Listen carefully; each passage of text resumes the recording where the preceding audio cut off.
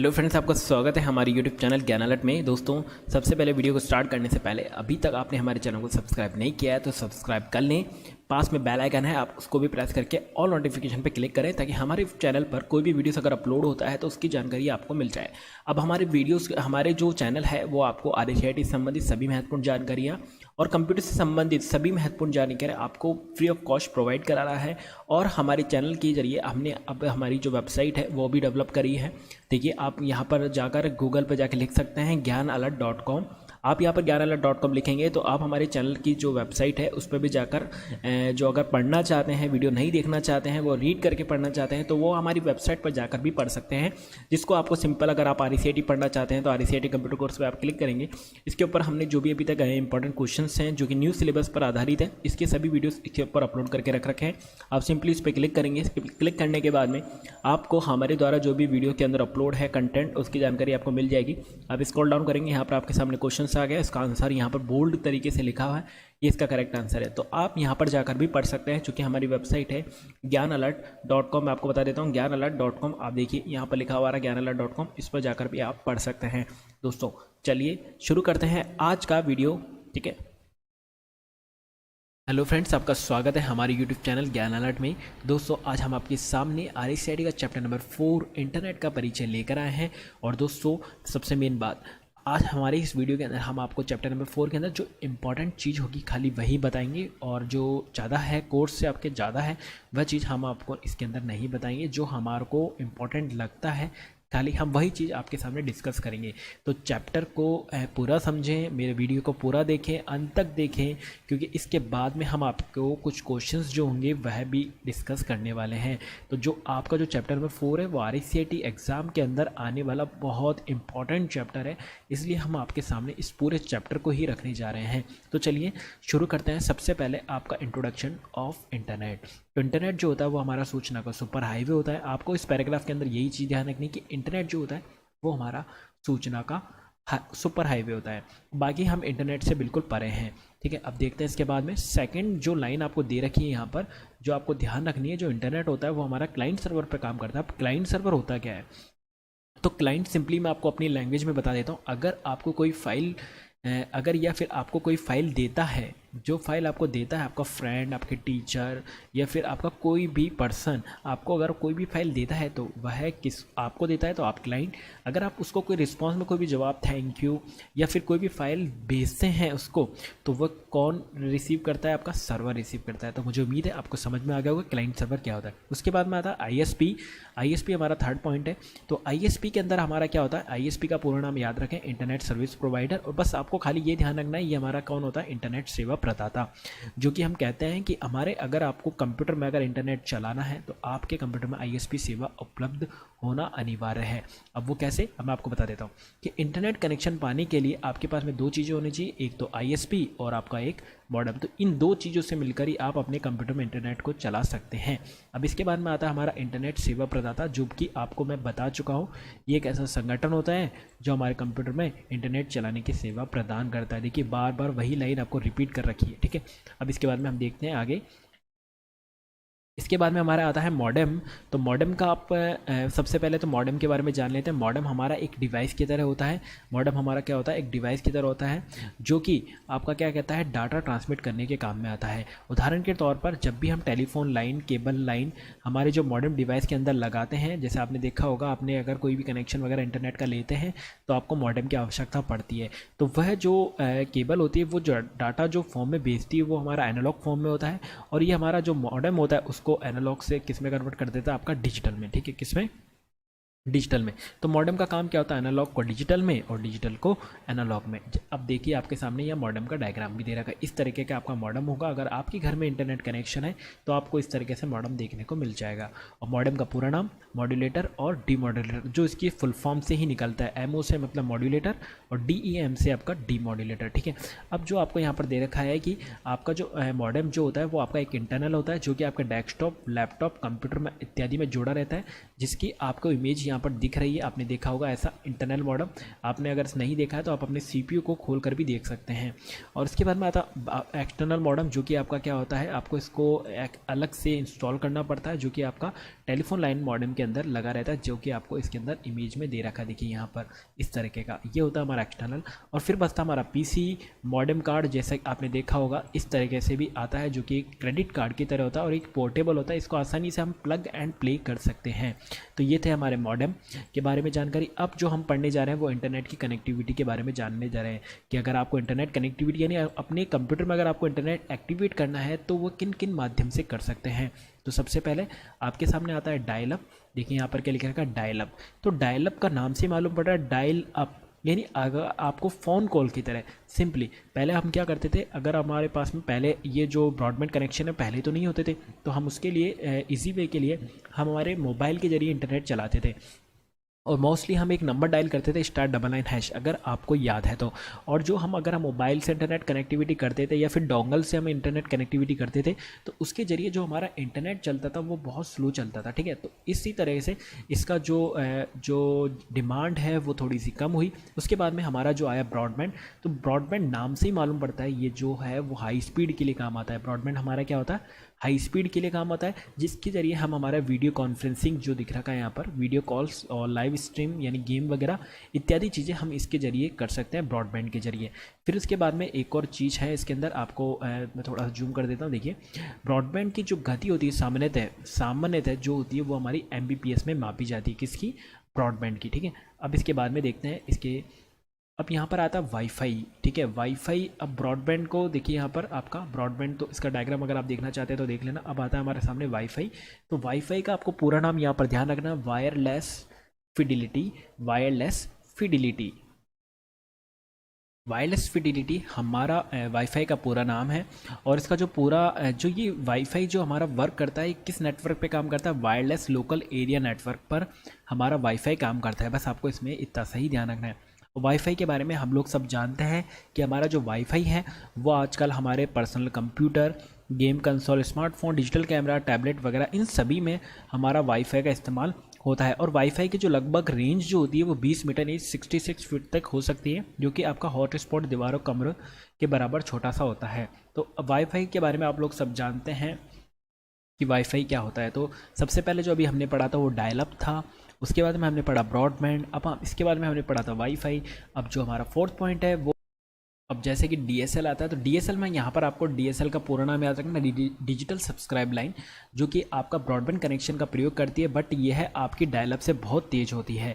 और इसमें आपको इंटरनेट कनेक्ट के लिए आपको घर पर लैंडलाइन की आवश्यकता नहीं होती है इसमें, यानी आप अगर एक बार कनेक्शन ले लेते हैं तो वो आपका हमेशा इस्तेमाल, मतलब आपका हमेशा ऑन ही रहता है। डायल अप के अंदर आपको बार बार कनेक्शन को ऑन, एक्टिवेट वगैरह ये सभी करना पड़ता है। और केबल टीवी में क्या होता है, आपको केबल टीवी के माध्यम से आप इंटरनेट को एक्सेस कर सकते हैं। तो ये था हमारा DSL और केबल टीवी।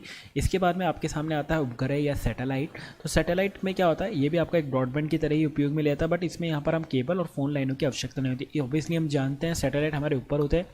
और ये हमारा जो एग्जांपल है real time application, gaming, video conferencing का सबसे अच्छा एग्जांपल हमारा सैटेलाइट के जरिए हम कर सकते हैं। और अगर आपको इंटरनेट चलाना हो तो वही चीज़ें आप अपने मोबाइल के अंदर इंटरनेट के माध्यम से भी चला सकते हैं, जो कि आपकी 3G 4G सेवा आपको टैबलेट का उपयोग करके आप प्रदान कर सकते हैं। तो ये अभी हमने जो पढ़े थे वो आपके जो इंटरनेट कैसे एक्सेस कर सकते हैं उनके टेक्निक्स से। अब जो हमारे सामने नया जो टॉपिक आ रहा है वो आ रहा है इंटरनेट। तो बहुत इंपॉर्टेंट टॉपिक है। अब इंटरनेट के अंदर आपको जो वर्ड याद रखना है वो याद रखना है निजी नेटवर्क, यानी खुद का पर्सनल नेटवर्क हमारा इंटरनेट होता है। ये क्या होता है, ये कोई भी कर्मचारी के लिए सुलभ होता है, इन द सेंस मतलब कोई भी कंपनी है, कोई भी बिजनेस अगर करता है तो उसका खुद का कोई नेटवर्क अगर होता है पर्सनल, तो वो कौन सा नेटवर्क होता है, हमारा इंटरनेट। आपको बस खाली इसमें इतना ही ध्यान रखना है। इसके बाद में आता है हमारा इन्होंने यहाँ पर बिग डिफरेंस दे रखा है कि आपका जो इंटरनेट होता है और बनाम इंटरनेट वो क्या होता है, मैं आपको बता देता हूँ। यहाँ पर इन्होंने दे रखा है। अब मैं आपको सबसे पहले मेरी ऑन लैंग्वेज के अंदर बताता हूँ कि जो इंटरनेट होता है, हम लोग जानते हैं कि इंटरनेट एक ग्लोबल तरीके का होता है। Global in the sense internet को एक्सेस हर कोई कर सकता है। हमारा जो इंटरनेट होता है उसको एक्सेस हर कोई कर सकता है, बट जो इंटरनेट होता है वो हमारा एक घर के जैसे होता है। जैसे कि हमारे घर के अंदर हमारी बिना परमिशन के कोई भी बंदा आ नहीं सकता है। अगर हमारा रिलेटिव है तो ही आ सकता है, बाकी इसके अलावा और कोई भी नहीं आ सकता है। तो यानी आप समझ में आ गया होगा कि आपको जो इंट्रानेट जो होता है वो किस प्रकार का होता है, हमारा पर्सनल, जिससे हमारा पर्सनल रेजिडेंस हो। और जो हमारा इंटरनेट होता है वो एक तरीके से हमारा एक टेम्पल की तरह होता है। किसकी तरह होता है? टेम्पल की तरह। तो टेम्पल इन द सेंस कि यहाँ टेम्पल पे भाई जाने के लिए कोई भी रोक टोक नहीं होती है, टेम्पल पे हर कोई जा सकता है।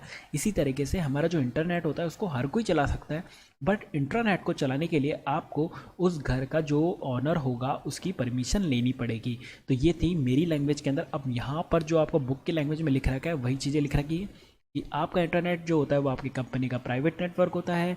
दोनों ही आपके जो इंटरनेट और आपका इंटरनेट दोनों ही आपका TCP/IP प्रोटोकॉल का इस्तेमाल करते हैं। और दोनों में मुख्य फ़र्क बस इतना सा होता है कि इंटरनेट का यूज़र, इंटरनेट मतलब सिंपल सी बात एक और बता देता हूँ कि अगर आप हैं, आप अगर मंदिर जाते हैं तो मंदिर जाने वाला बंदा आपके घर में नहीं आ सकता। समझ रहे हैं आप लोग? यानी इंटरनेट चलाने वाला जो भी बंदा होगा वो आपके इंटरनेट पर नहीं आ सकता, मतलब आपके घर में नहीं आ सकता। और जो बंदा आप हैं, मतलब सपोज इट आप अगर घर के अंदर रहते हैं तो आपके में घर में बैठ के इंटरनेट को चला सकते हैं, ऐसा तो कोई रोक है नहीं। तो यानी यहाँ पर ये लिख रखा है कि जो इंट्रानेट यूज़ करते हैं वो इंटरनेट पर जा सकता है, लेकिन जो आपका इंटरनेट वाला बंदा है वो आपका इंटरनेट पे नहीं जा सकता। तो यही बिग डिफरेंस होता है दोनों के बीच में। इसके बाद में यहाँ पर आपको दे रखा है कि सभी वेब एक बेहतर पहुंच प्रदान करता है वगैरह वगैरह, ये सभी चीज़ें हैं। ठीक है, अब इसके बाद में हम देखते हैं आपके सामने कौन सा टॉपिक आता है। अब जो टॉपिक आता है वो आपका आता है आपका वर्ल्ड वाइड वेब। जी हाँ, वर्ल्ड वाइड वेब के बारे में आप लोग जानते होंगे कि WWW का पूरा नाम, और ये हमारा जो होता है वो ओपन सोर्स इंफॉर्मेशन स्पेस होता है, जो कि डॉक्यूमेंट और वेब रिसोर्सेज को उनकी URL द्वारा पहचाना जाता है। अब जो यहाँ पर क्वेश्चन बन सकता है वो यहाँ पर ये इसको ब्लैंक कर देंगे और यहाँ से ये पूछ लेंगे कि ये एक ओपन सोर्स इंफॉर्मेशन होता है जहाँ पर आपको डॉक्यूमेंट, वेब रिसोर्सेज, URL आदि द्वारा पहचाना जाता है। तो वो कौन होता है आपका? तो वर्ल्ड वाइड वेब हमारा होता है। अब हमारा वर्ल्ड वाइड वेब में हमारे क्या क्या चीज़ें होती है? आपका हाइपर टेक्स्ट लिंक होते हैं, वीडियोस होते हैं वगैरह वगैरह, ये सभी चीज़ें आप हमारी WWW पर अवेलेबल होता है। अब यहाँ पर दे रखा है कि यूज़र की मशीन। अब यूज़र की मशीन हमारी क्लाइंट मशीन ही होती है, ये मैंने आपको बता चुका हूँ, जो कि रन होता है, एक्सेस किया जाता है, जिसको वेब ब्राउज़र के नाम से जाना जाता है। मतलब अगर आप अपने कंप्यूटर में अगर इंटरनेट चलाते हैं तो वो किस पे चलाते हैं, तो उसके लिए आपको क्या फाइंड आउट करते हैं, जैसे कि गूगल क्रोम जो कि बहुत पॉपुलर ब्राउज़र का नेम है, जिसके ऊपर आप जाकर अपना इंटरनेट एक्सेस करते हैं और आप अपने इनकी मतलब ब्राउज़र की मदद से ही आप अपने टेक्स्ट, इमेजेस, वीडियोस वगैरह आप देख सकते हैं। तो ये थे हमारे वर्ल्ड वाइड वेब के बारे में। और इन्होंने यहाँ पर और भी चीज़ दे रखी है, देख लेते हैं। इंटरनेट जो होता है हमारा वर्ल्ड वाइड एक दूसरे के साथ में इस्तेमाल होते हैं, लेकिन वे समान नहीं होते हैं। कौन? हमारा इंटरनेट और वर्ल्ड वाइड वेब। अब वो कैसे? इंटरनेट को हार्डवेयर की ज़रूरत पड़ती है। अभी मैंने आपको बताया था इंटरनेट को मतलब इंटरनेट को किसकी ज़रूरत पड़ती है? Hardware in the sense physical, copper wire यानी ऑप्टिकल फायर, इन सभी कनेक्शन की आवश्यकता पड़ती है। और जो हमारा वर्ल्ड वाइड होता है भाई, वो तो हमारा क्या होता है, एक सर्वर की तरह होता है। यानी उसको चलाने के लिए हमारे को किसकी ज़रूरत पड़ती है? सॉफ्टवेयर की, जो कि क्या होता है वहाँ पर एक, इसमें वर्ल्ड वाइड वेब में हमारा क्या होता है, बहुत इंपॉर्टेंट है, वेब पेज होते हैं। क्या होता है? हमारे वेब पेज होते हैं, जिसके अंदर काफ़ी हाइपरलिंक होते हैं, URL होते हैं। किसके अंदर? हमारे वेब पेज के अंदर। तो मुझे उम्मीद है आपको ये वाला टॉपिक समझ में आ गया होगा। इसके बाद में जो आता है हमारा वेबसाइट, तो वेबसाइट के बारे में भी सब लोग जानते हैं। इसमें जो आपको ध्यान रखना है, वेबसाइट किससे मिलकर बनती है भाई? वेबसाइट हमारा जो बनता है वो हमारा वेब पेज से मिलकर बनती है। किससे बनकर बनती है? हमारी वेब पेजों के अकॉर्डिंग। ठीक है, वेब पेज। अब वेब पेज क्या होते हैं ये अब हमको बताएंगे बाद में, बट अभी आप समझ लें वेब पेज हमारा इंटरनेट पे जो भी आपको पेज दिखता है वह सभी वेब पेज होते हैं। और जैसे कि आप पर्टिकुलर अगर वेब पेज को एक बहुत सारे वेब पेज एक ही जगह मिलते हैं तो वो हमारी वेबसाइट बन जाती है। अब इसमें सबसे पहले आपको जो ध्यान रखना है कि वेबसाइट का जो सबसे वाला जो पहला जो पेज होता है जो कि आप खोलते हैं उसको हम क्या कहते हैं? Home page. यानी यहाँ पर लिख रखा है कि सबसे पहले खुलने वाला पेज वेबसाइट का वो कौन सा होता है? हमारा होम पेज। आपको बस इसमें इतना सा ही ध्यान रखना है। अब जो वेबसाइट जो होती है हमारी कई तरीके होती है, प्राइवेट होती है, कमर्शियल होती है, गवर्नमेंट की होती है, NGO होती है। तो जिस जिस डिपार्टमेंट की हो उस इसकी वेबसाइट आप बना सकते हैं या बनवा सकते हैं। अब यहाँ पर दे रखा है कि एक वेबसाइट को एक कंप्यूटर सिस्टम पर होस्ट किया जाता है, जिसे हम क्या कहते हैं? Web server. ये याद करने का इंपॉर्टेंट है, जिस भी वेबसाइट को हम किसी भी सिस्टम पर होस्ट करते हैं उसे हम कहते हैं वेब सर्वर। और HTTP सर्वर, दोनों बात हम कर सकते हैं। अब यहाँ पर ये भी ध्यान रखना है कि वेबसाइट की दो कैटेगरीज होती हैं। हाँ बिल्कुल, एक तो होती है हमारी स्टैटिक और एक होता है हमारी डायनेमिक। स्टैटिक मतलब आपने ऐसी वेबसाइट देखी होगी कि एक बार बन चुकी है, उसके बाद में उसमें कोई अपडेशन नहीं होता है, तो वो हमारी स्टैटिक। और एक वेबसाइट ऐसी होती है कि जिसके अंदर हम कुछ फेरबदल या चेंजेस कर सकते हैं, तो वह हमारी होती है डायनेमिक वेबसाइट। ठीक है, तो ये थी हमारी वेबसाइट की टू टाइप्स। इसके बाद में हम देखते हैं कि अब हमारा टॉपिक आने वाला है, वो है URL। बहुत इंपॉर्टेंट टॉपिक है। URL क्या होता है? Uniform resource locator. इसका पूरा नाम आपको याद रखना है, यूनिफॉर्म रिसोर्स लोकेटर। यह है किस काम आता है? अब देखिए क्वेश्चन कैसे बनने वाला है।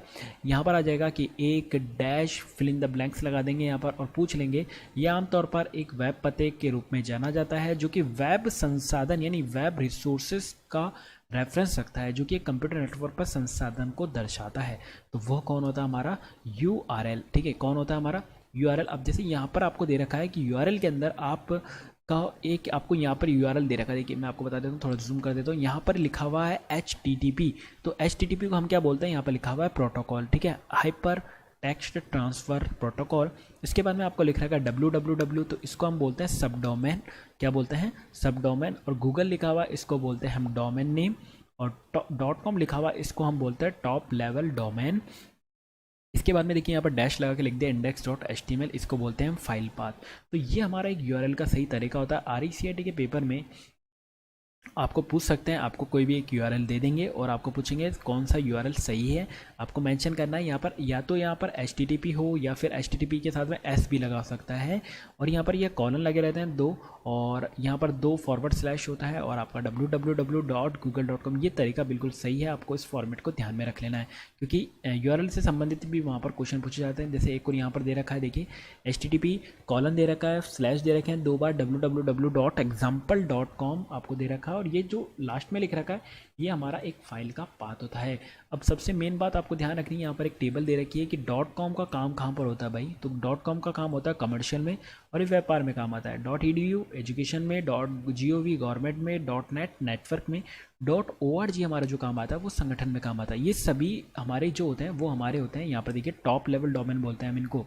क्या बोलते हैं? Top level. अब क्वेश्चन ये भी बन सकता है कि .com का कहाँ उपयोग होता है? वेबसाइट में। .edu आ रखा है एग्जाम के अंदर, इसलिए मैंने इसको डिस्कस करा है आपके सामने। ये था हमारा URL। अब हमारा जो नाम आने वाला है वो DNS है। अब DNS का पूरा नाम आप लोग याद कर लें कि डोमेन नेम सिस्टम हमारा DNS का पूरा नाम होता है। अब जो डोमेन नेम सिस्टम होता है उसे हम कैसे पहचाने की क्या होता है, तो मैं सबसे पहले मैं आपको समझा देता हूँ कि डोमेन नेम होता क्या है। तो डोमेन एक हमारा एक ऐसी आइडेंटिटी होती है जो कि हमारे पूरे वर्ल्ड वाइड में यूनिक हो। जैसे कि अब सबसे पहले मैं एग्जांपल ले लेता हूँ, गूगल। आपने गूगल का नाम सुना ही है, गूगल है, फेसबुक है, फ्लिपकार्ट है, अमेजोन है। तो ये सभी हमारा क्या है? एक डोमेन नेम है जो कि पूरे वर्ल्ड के अंदर एक यूनिक नाम से जाने जाते हैं। अब यहाँ पर डोमेन नेम सिस्टम काम क्या करता है? तो डोमेन नेम सिस्टम हमारा जो वर्क करता है वो क्या करता है? पहले क्या होता था, आपका जो IP एड्रेस होता है, जो कि यहाँ पर लिख रखा है IP एड्रेस, में थोड़ा सा इसको जूम करके दिखाता हूँ। ये वाला पैराग्राफ आपके लिए बहुत इंपॉर्टेंट है। यहाँ पर बात कर रहे हैं IP एड्रेस की। तो पहले के ज़माने में जब प्रोग्रामिंग मतलब इंटरनेट को चलाया जाता था, तो वेबसाइट को, जैसे अभी तो हम सिंपल फ्लिपकार्ट, अमेजोन वगैरह ये लिख लेते हैं, बट पहले क्या होता था, आपको ये न्यूमेरिक नंबर दिख रहा है यार 198.105.232.4, ये आपको लिखना पड़ता था पहले। तो इसको याद करना बहुत टिपिकल होता था। तो इसको याद करना ना करना, तो इसके लिए यहाँ पर जो चीज़ डेवलप की गई है, जैसे यहाँ पर example.com, यानी इन्होंने कैरेक्टर के अंदर कन्वर्ट कर दिया। तो ये है चीज़ को कन्वर्जन। यहाँ पर जैसे इसको याद करना थोड़ा हार्ड पड़ता था, इसीलिए इसको कन्वर्ट करके example.com मतलब कैरेक्टर में चेंज कर दिया गया है आपके IP एड्रेस को। तो इसको चेकिंग करने का काम जो करता है वो हमारा कौन करता है? DNS। मुझे उम्मीद है आपको समझ में आया होगा कि जो न्यूमेरिक नंबर है ये हमारे को याद करने में थोड़ा टिपिकल लगता था। तो इन सभी चीज़ों को चेंज करना मतलब इसको कन्वर्ट करना और वेरीफाई करना कि ये डोमेन जो है वो अवेलेबल है कि नहीं है। तो ये दो काम कौन करता है? हमारा DNS। यहाँ पर यही लिखा हुआ है, आप पढ़ लेना, ठीक है। इसके बाद में आता है हमारा वेब ब्राउज़र। अब देखिए मैंने आपको जो डोमेन नेम सिस्टम में बताया, खाली आपको उसके अंदर वही चीज़ याद रखनी है। अब इसके बाद में आता है वेब ब्राउज़र। तो वेब ब्राउज़र जो होता है हमारा एक सॉफ्टवेयर एप्लीकेशन होता है। वेब ब्राउज़र हमारा कौन होता है? सॉफ्टवेयर एप्लीकेशन होता है जो वर्ल्ड वाइड वेब पर कोई भी चीज़ को, कंटेंट को लोकेट करना, प्राप्त करना व उसे प्रदर्शित करना यानी डिस्प्ले करने का काम करता है। और जैसे कि वेब पेज, वीडियो कंटेंट वगैरह ये सभी। और ये किस किस मशीन पर चलता है, हमारा क्लाइंट सर्वर मशीन की तरह काम करता है।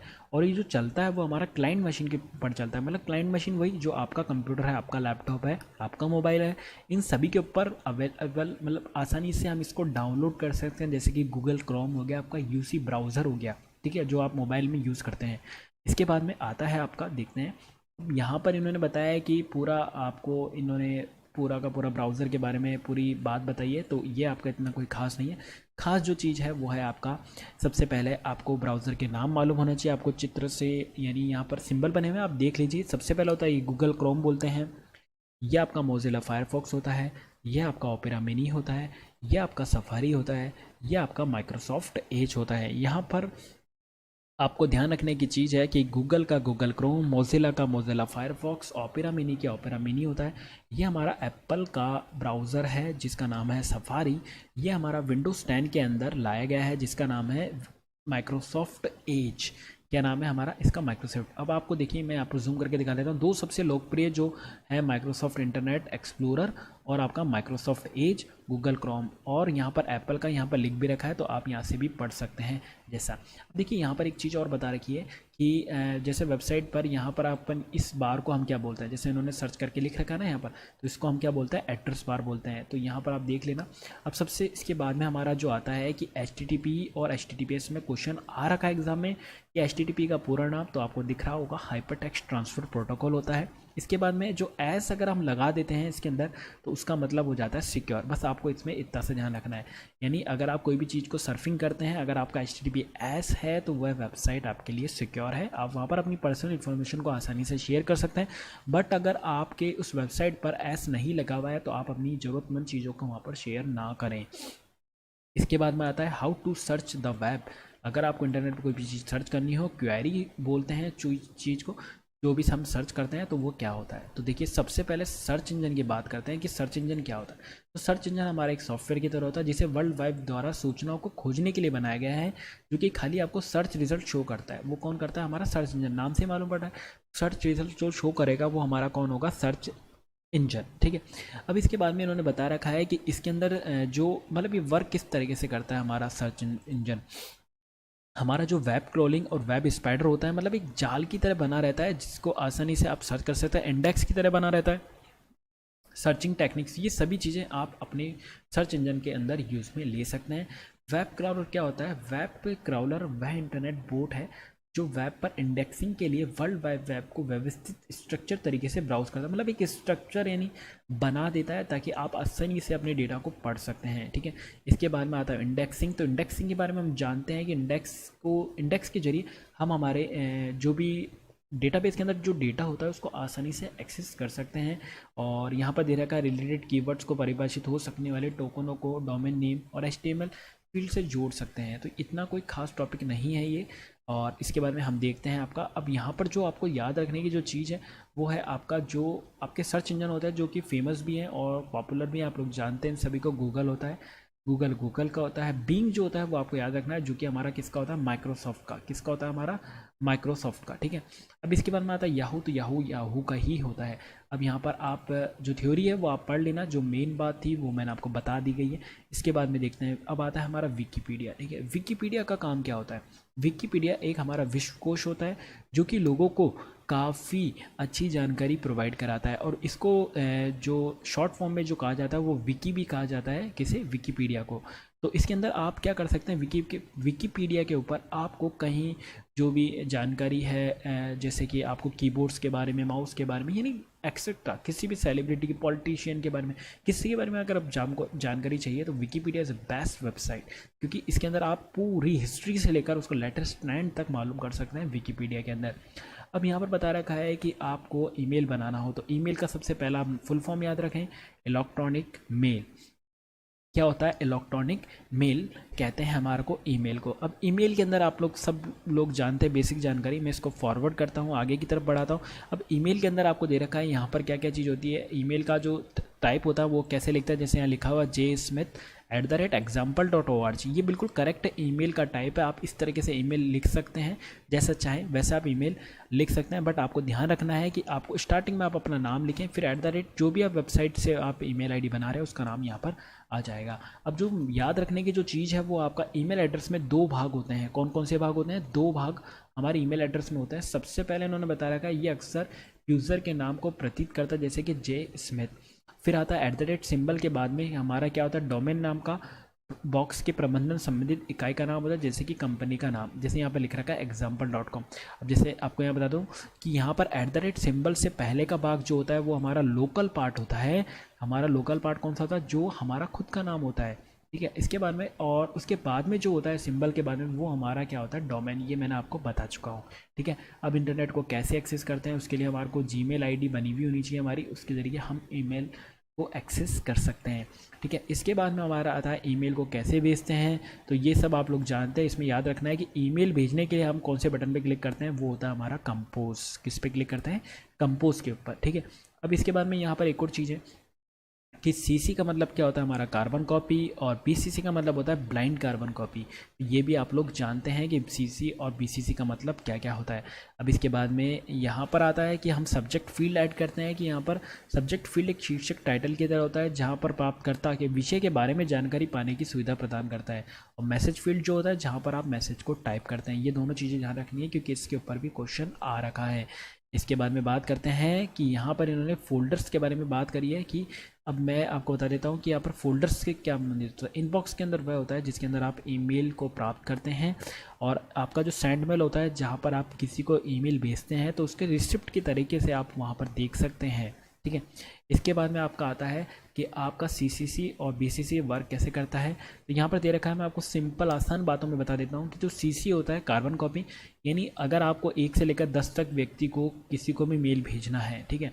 आपने 1 से लेकर 5 को भेजना है, ठीक है। आपने 5 को ईमेल भेजना है तो आपने कोई भी ईमेल इनको भेजा, जैसे आपने पहले नंबर को ईमेल भेजा। अब अगर पहला नंबर वाला ईमेल चेक करना चाहता है कि आपने किस किस को मेल भेजा है, तो वह दूसरे की ईमेल आईडी, तीसरे की ईमेल आईडी, चौथे की ईमेल आईडी, पांचवे की ईमेल आईडी सबको एक्सेस कर सकता है। आसानी से पढ़ सकता है कि आपने किस किस को मेल भेजा है। कौन चेक कर सकता है? 1। तो ये चेक करने की सुविधा जो प्रदान करता है वो हमारा CC करता है। और BCC में इसका अपोजिट होता है।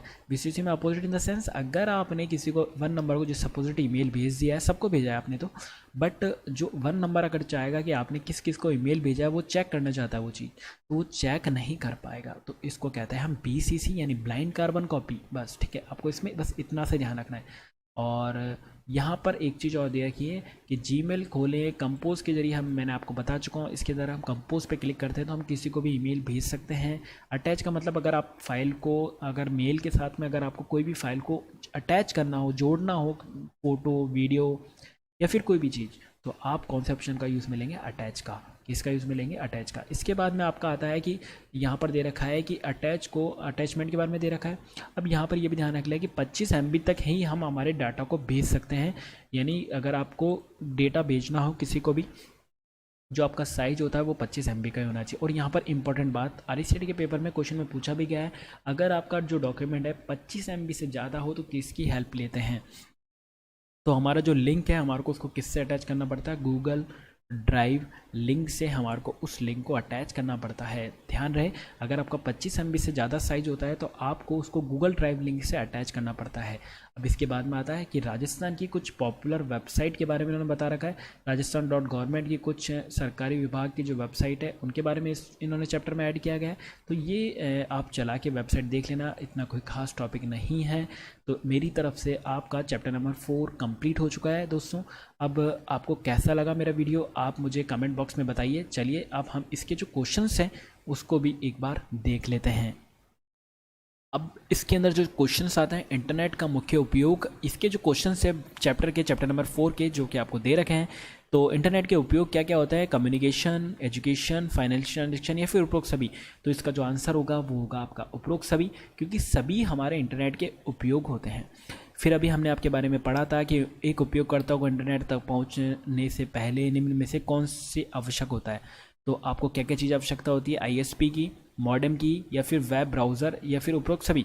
हाँ, सिंपली आपको इंटरनेट अगर पहुंचने से पहले निम्न में से कौन सा आवश्यक होता है, तो ये सभी, उपरोक्त सभी यहाँ पर आंसर होगा। फिर आता है क्वेश्चन नंबर 3। तो क्वेश्चन नंबर 3 में आपको दे रखा है कि ISP का पूरा नाम बहुत ईजी है, हमने इसके बारे में पढ़ चुके हैं, internet service provider. Internet service provider, ठीक है, इंटरनेट सर्विस प्रोवाइडर। इसके बाद में आता है क्वेश्चन नंबर 4, वेब ब्राउज़र क्या है। तो वेब ब्राउज़र हमारा होता है, हमने पढ़ा है एप्लीकेशन सॉफ्टवेयर हमारा वेब ब्राउज़र होता है। फिर आप बात करते हैं डीएनएस की, तो डीएनएस हमारा होता है डोमेन नेम सिस्टम, जो कि आपका option number A is a correct answer. फिर आता है हमारा क्वेश्चन नंबर 6, जो कि यूआरएल का पूरा नाम पूछ रहे हैं, यूनिफॉर्म रिसोर्स लोकेटर, जो कि option number A is a correct answer.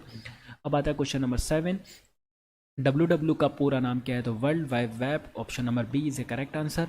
फिर आता है हमारा ईमेल में क्लाइंट कौन होता है। तो आपके सामने ऑप्शन है जीमेल, मिंत्रा, या फिर राउटर, या फिर टॉप लेवल डोमेन। तो ईमेल का क्लाइंट हमारा कौन होता है, ये आप बताइए क्या होगा हमारा इसका आंसर। इसका जो आंसर होगा वो आपका जीमेल होगा, ठीक है। इसके बाद में देखते हैं next question number 9। Question number 9 में आपका आता है कि निम्न में से सर्च इंजन का उदाहरण है। तो सर्च इंजन कौन होता है, अभी हमने पढ़ा था गूगल हमारा सर्च इंजन होता है। इसके बाद में आता है क्वेश्चन नंबर मॉडेम का पूरा नाम, तो मॉड्यूलेटर और डीमॉड्यूलेटर। तो दोस्तों आपका चैप्टर नंबर 4 मेरी तरफ से कंप्लीट हुआ। आपको दोस्तों कैसा लगा मेरा ये वाला वीडियो, कैसा लगा आपको, आप कमेंट बॉक्स में ज़रूर लिखें। और अगर आप चाहते हैं कि मैं और भी चैप्टर्स के वीडियो बनाऊं तो आप मेरे वीडियो को ज़रूर से लाइक करें। और जो भी बच्चे RACET का पेपर दे रहे हैं उनको मेरा ये वीडियो शेयर करें। आपको कैसा लगा ज़रूर से कमेंट बॉक्स में बताइए। धन्यवाद दोस्तों आज के लिए।